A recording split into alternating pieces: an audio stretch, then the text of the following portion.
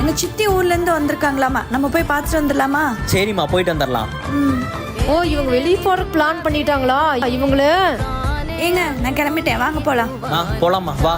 வரும்போது நல்லா சாப்பிட்டு வரலாம். வந்துட்டாங்க. ஐயோ, தலை சுத்துது. ஐயோ அம்மா.